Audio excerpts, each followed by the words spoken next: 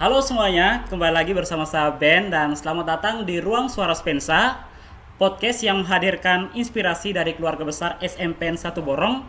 Saya Benyamin dan kita bertemu lagi di momen yang sangat istimewa ini. So, tepat pada hari ini di tanggal 25 November 2005 kita merayakan Hari Guru Nasional. Oleh karena itu, saya secara pribadi mengucapkan selamat Hari Guru Nasional kepada semua guru di seluruh Indonesia. Hari di mana kita mengucapkan terima kasih kepada semua para guru yang telah menerangi jalan hidup kita dengan ilmu dan juga inspirasi. Nah, di edisi spesial Hari Guru Nasional ini kita punya tamu yang luar biasa. Beliau adalah seorang guru yang memiliki banyak topi, di antaranya kepala urusan kurikulum yang memastikan pembelajaran kita berjalan optimal. Terus seorang pegiat literasi yang selalu menginspirasi kita semua untuk gemar membaca dan juga menulis. Seorang fasilitator yang membimbing banyak kegiatan dan tak kalah penting, beliau adalah seorang guru inspiratif dan berprestasi SMPN 1 Borong. Bagi kalian yang aktif di kegiatan literasi atau sering ikut pelatihan di sekolah, pasti sudah tidak asing lagi dengan sosok beliau satu ini. Energinya yang positif dan semangatnya dalam mendorong kita semua untuk terus belajar dan berkembang sungguh luar biasa. Hari ini kita akan mendengar cerita perjalanan, filosofi mengajar dan tentu saja inspirasi dari beliau. Mari kita sambut dengan penuh hangat Pak Ervan. Halo Bapak. Selamat siang Pak Ben. Oke, Pak Ervan, sebelum kita mulai podcast kita pada hari ini, saya mungkin pendengar di luar sana belum mengenal sosok kita di sini. Jadi saya memberikan kesempatan kepada Bapak untuk memperkenalkan diri terlebih dahulu. Halo, selamat siang Sobat Spensa. Untuk teman-teman saya, para guru hebat, selamat merayakan Hari Guru Nasional, hari ulang tahun guru yang ke-80. Tetap jadi guru hebat untuk Indonesia yang kuat, untuk generasi Indonesia yang lebih kuat dan lebih optimis. Terima kasih Pak Ervan. Sebelumnya kami ucapkan terima kasih juga sudah mau berbagi cerita di Ruang Suara Spensa pada hari ini. Pak Ervan, di hari spesial Guru Nasional ini kami atau saya ingin penasaran juga terkait kira-kira apa sih yang memutuskan atau yang membuat Bapak itu keinginan untuk menjadi seorang guru, dan ada tidak momen khusus yang bikin Bapak itu yakin dengan jalan yang ini, jalan menjadi seorang guru? Terima kasih Pak Ben. Ya, kebetulan tahun ini juga adalah tahun ke-16 saya menjadi seorang guru. Ya, rentang waktu yang masih cukup muda untuk menjadi guru yang lebih dewasa. Ya, kemudian saya mengajarnya bahasa Inggris di SMPN 1 Borong. Kemudian beberapa kegiatan lain juga saya ambil untuk membuktikan bahwa guru Manggarai Timur itu bisa, dan guru itu bisa keluar dari zona nyaman yang hanya berdiri di depan kelas. Tentang profil saya kelahiran 1983, kemudian lama mengabdi di SMPN 1 Atap Moncok di Kecamatan Pocoronata selama 13 tahun, dan ini adalah sejak 2021 sampai 2025 saya mendapatkan penempatan atau SK penempatan di SMPN 1 Borong. Itu perjalanan saya sebagai guru. Jadi sebenarnya saya guru yang lama mengajar. Di perjalanan atau alasan saya menjadi guru, ya, jadi kebetulan setelah menamatkan pendidikan, saya 1 tahun di novisiat Santo Claus Kubu, tetapi itu tidak bertahan lama. Saya tuh harus akhirnya memutuskan tentang jalan hidup saya. Kemudian saya melihat atau yang menjadi inspirasi saya menjadi guru adalah ketika selama di kampung atau selama masa remaja saya melihat guru itu sosok yang luar biasa perfect. Ya. Guru adalah teladan. Mau baca note mereka bisa, itu guru-guru yang pernah saya kenal. Mau berolahraga mereka bisa, mau menjadi panutan dalam kehidupan bermasyarakat mereka bisa, kemudian mau menjadi pengurus di lingkungan gereja atau KBG, mereka juga bisa. Jadi sebenarnya sederhana saja. Yang menginspirasi saya menjadi guru adalah melihat teladan dan kearifan yang dimiliki oleh Bapak Ibu guru yang pernah mengabdi di sekitar tempat tinggal saya. Berarti itu momen khusus yang bikin Bapak tuh jadi ini kayaknya jalan tepat nih. Oke Pak. Nah Pak Irfan, kalau boleh tahu kira-kira sudah berapa lama sih Pak sudah mengajar di SMP Borong, dan kira-kira bagaimana perjalanan Bapak sampai sekarang tuh menjadi kaur kurikulum di SMP Borong? Ya, tadi saya sudah sampaikan Pak Ben, ini adalah tahun keempat saya di SMPN 1 Borong. Kemudian untuk kepala urusan kurikulum, saya dipercayakan oleh kepala sekolah sejak 2 tahun yang lalu. Itu adalah bagi saya itu adalah kepercayaan, kemudian itu adalah tugas tambahan yang wajib saya terima sebagai seorang guru. Itu tentang tugas tambahan saya. Pak Irfan, kita lihat bahwasannya Pak Irfan ini cukup terkenal di dunia literasi. Kita pengen tahu nih Pak, kira-kira dari sekian banyak peran Bapak yang pernah Bapak jalani, misalnya dari kurikulum, kegiatan literasi, fasilitator, dan kira-kira mana sih yang paling challenging gitu, dan kira-kira mengapa? Kalau saya, Pak Ben, tantangan yang paling menantang itu sebenarnya menjadi seorang guru. Ya, karena bagi saya guru itu bukan hanya untuk mentransfer pengetahuan, tetapi yang paling penting bagi saya adalah guru bisa mendidik dan memberi teladan. Karena prinsip saya, ilmu pengetahuan itu bisa dipilih di tempat sampah, di kertas yang kita sudah buang yang berisi pengetahuan kita bisa buang, kemudian kita bisa angkat dan kita bisa pelajari pengetahuan itu. Tetapi persoalan teladan, kemudian persoalan mendidik itu yang tidak bisa ditemukan di sebarang tempat, itu harus dilatih, dibina dan dididik terus.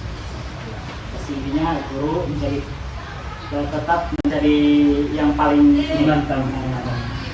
Oke Pak Irfan, jadi pengen tahu juga kira-kira apa sih Pak yang dikenal sebagai seorang pegiat literasi, apa yang membuat Bapak menjadi passionate di bidang literasi?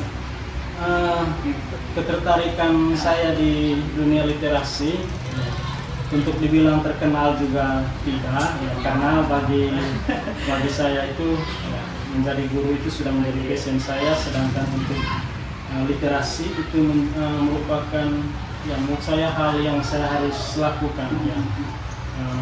Mengapa saya tertarik di bidang ini?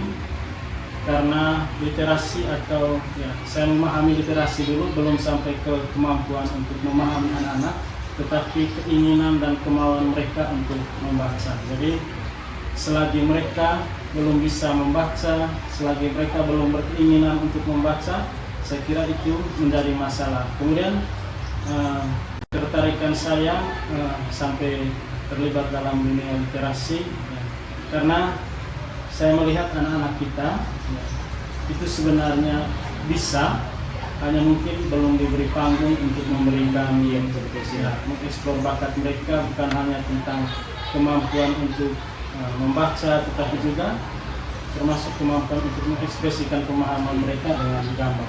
Jadi itu alasan saya lebih ke menjadi teladan untuk anak-anak sih, alasan saya untuk kegiatan ini. Oke Pak Irfan, kita yang lebih deep, kita berbicara yang lebih deep lagi. Kita pengen tahu kira-kira selama mengajar atau selama mengabdi menjadi seorang guru, kira-kira ada nggak sih Pak momen yang terus diingat atau momen yang paling memorable? Boleh cerita satu momen saja yang paling berkesan dan yang bikin Bapak merasa bahwa ini alasan saya itu menjadi seorang guru. Terima kasih. Jadi ada serentetan momen yang banyak momen yang berkesan dalam perjalanan saya selama 16 tahun menjadi seorang guru. Tetapi ada satu kejadian atau momen yang menarik. Ini terjadi di sekolah saya yang lama.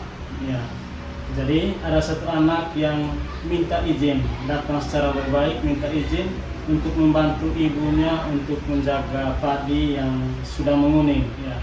kemudian awalnya saya marah-marah karena beraninya datang izin hanya untuk urusan seperti ini ya. Tetapi dia akhirnya menceritakan semua tentang kejadian di keluarganya, tentang orang tuanya harus bertahan untuk membiayai mereka, membiayai kehidupan keluarga dan seterusnya. Sejak itu pengalaman ini menjadi seperti pengingat bagi saya bahwa ada hal-hal yang sebenarnya tersembunyi yang tidak kelihatan dari seorang siswa. Ya, kita mungkin sering mendapati siswa yang membuat kesalahan, tetapi sebenarnya itu seperti gunung es. Kelihatan saja yang di atasnya mengerucut, tetapi sebenarnya ada bongkahan besar yang tidak kelihatan yang di bawahnya. Jadi dari situ ini pengalaman menguatkan saya bahwa harus ada jeda antara kita memarahi siswa yang membuat kesalahan dengan bertanya tentang apa yang mereka alami sesungguhnya. Jadi kedewasaan seorang guru bukan hanya dari sisi intelek, sisi pengetahuan, tetapi yang paling penting itu adalah sisi empati, sisi psikologi. Ya, jadi itu yang paling penting. Ya, jadi ini pengalaman pertama saya menjadi seorang guru. Ada siswa yang seperti itu, ya, dengan tahu dan mau izin untuk hal-hal yang seharusnya tidak seharusnya atau tidak boleh hanya karena izin untuk bekerja, jadi mereka datang ke sekolah untuk izin. Jadi itu pengalaman sepertinya menguatkan saya tentang menjadi guru yang baik. Ya. Berarti ini agak nyambung berarti pertanyaan saya tentang mungkin ada momen di mana mungkin Bapak hampir menyerah atau merasa lelah gitu. Jadi mungkin momen-momen seperti ini yang bikin jadi lebih semangat lagi. Oke. Pak Irfan, pengen tahu nih, kira-kira kita masuk ke filosofi mengajar terakhir nih untuk Indi bagian ini. Kalau boleh tahu apa sih prinsip atau filosofi yang Bapak pegang dalam mengajar gitu? Apa yang Bapak pegang teguh sampai saat ini, sampai yang Bapak selalu pegang gitu? Terima kasih Pak Ben. Filosofi saya itu mungkin saya biasa sebut, saya bisa sampaikan, yang biasa saya renungkan dan refleksikan itu yang 3T itu kearifan lokal Manggarai,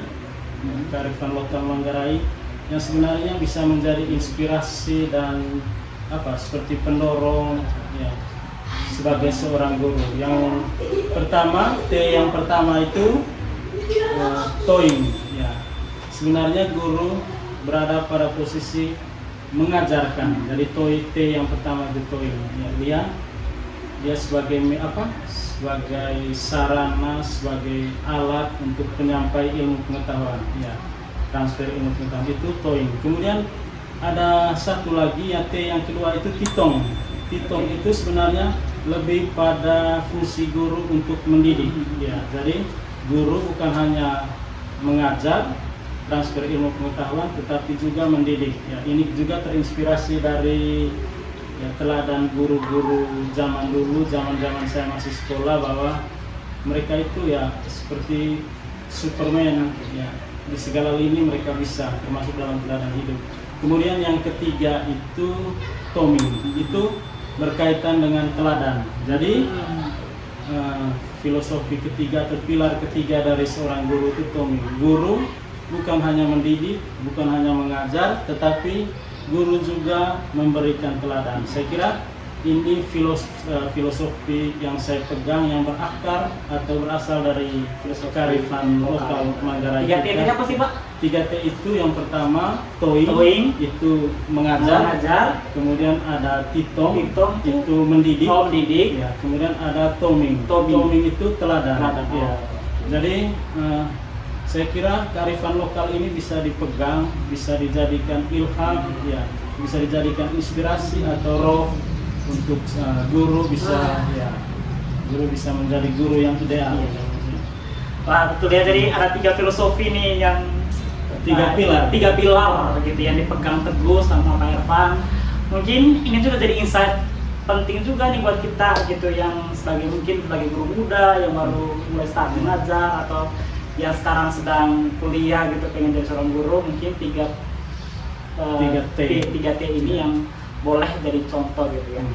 Nah, Pak Irfan, pesan dan harapan apa sih Pak yang bisa dikasih atau diberikan kepada rekan-rekan guru di luar sana, terutama yang baru mulai mengajar begitu? Terima kasih. Ya, kalau baru mulai mengajar kita juga ya sama-sama. Saya baru 16 tahun. Wah, sudah lama Pak. Masih ada bapak ibu guru hebat yang usia mengajarnya atau teladan mengajarnya sudah lama sekali. Ya, pesan saya yang paling penting itu jadilah teladan untuk siswa-siswi kita. Ya. Anak-anak sekarang, anak-anak milenial atau anak-anak yang Gen Z sekarang itu lebih membutuhkan teladan daripada begitu banyak teori yang kita sampaikan. Ya. Maka jadilah teladan untuk mereka. Kemudian yang kedua, berani keluar dari zona nyaman kita. Ya, sekali. Jadi silakan. Ada banyak panggung yang sebenarnya sudah disediakan di luar untuk eksplor bakat kita. Tinggal kita bagaimana memanfaatkan panggung itu. Sehingga ketika kita memanfaatkan panggung untuk eksplor bakat kita, maka sebenarnya kita sudah mengajak anak-anak kita dengan teladan. Baik, oke, betul sekali. Jadi ya itu sih pesan yang insight penting buat guru-guru muda atau yang baru mau mengajar nih gitu. Nah, untuk buat para siswa nih Pak yang mungkin lagi dengerin podcast ini, bukan saja siswa SMP Borong, tapi mungkin siswa-siswa di Manggarai Timur atau di seluruh Indonesia yang mendengar podcast ini, kira-kira apa sih pesan Bapak buat mereka gitu? Di hari Terima kasih untuk anak-anak saya, Sobat Spensa, kemudian anak-anak Manggarai Timur.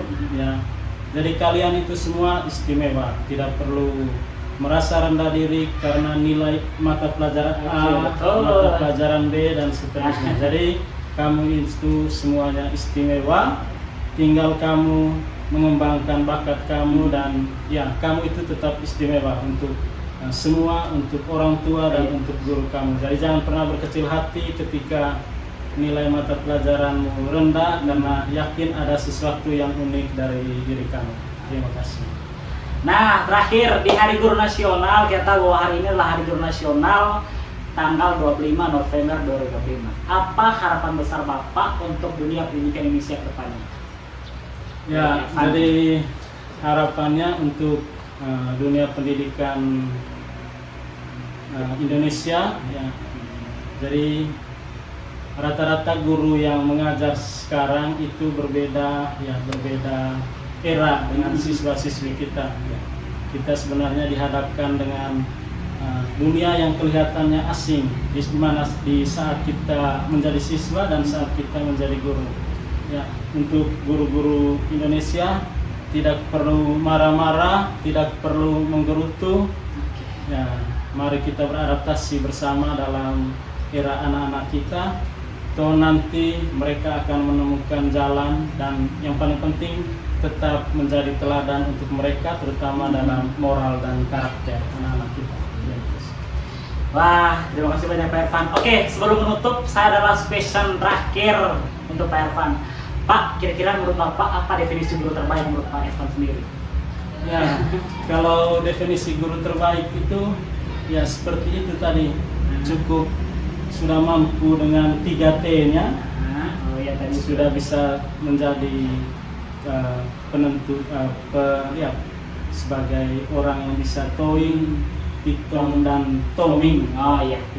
Itu adalah guru ideal yang bisa membawa perubahan untuk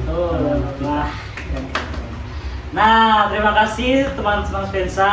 Wah, luar biasa sekali Pak Irfan. Terima kasih banyak atas waktu, cerita dan inspirasi yang sudah Bapak bagikan pada hari ini, dan sungguh pengingat bagi kita semua tentang betapa mulianya menjadi seorang guru dan betapa beruntungnya kita memiliki guru-guru seperti Pak Irfan di SMP 1 Borong.